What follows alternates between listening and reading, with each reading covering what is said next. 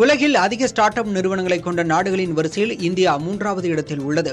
2016ஆம் ஆண்டு இந்தியாவில் 450 start up நிறுவனங்களே இருந்த நிலையில் தற்போது அந்த எண்ணிக்கை 1.5 லட்சத்தை தாண்டி உள்ளது.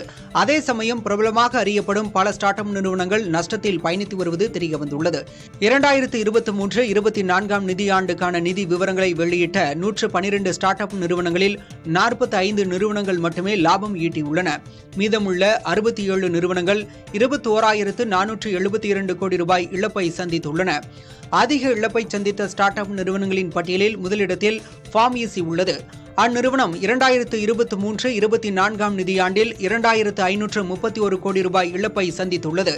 2ஆம் இடத்தில் உள்ள ஸ்விக்கி 2,350 கோடி ரூபாய், 3ஆம் இடத்தில் உள்ள ஓலா 1,584 கோடி ரூபாய் இழப்பை சந்தித்துள்ளன. ஓலா 1,584 கோடி ரூபாய், பேடிஎம் 1,422 கோடி ரூபாய், பிக் பாஸ்கெட் 1,267 கோடி ரூபாய், ஜெப்டோ 1,248 கோடி ரூபாய், பிசிக்ஸ் வாலா 1,131 கோடி ரூபாய், ஏத்தர் 1,059 கோடி ரூபாய், கிளியர்ட்ரிப் 810 கோடி ரூபாய், அக்கோ 670 கோடி ரூபாயை இழப்பை சந்தித்துள்ளன.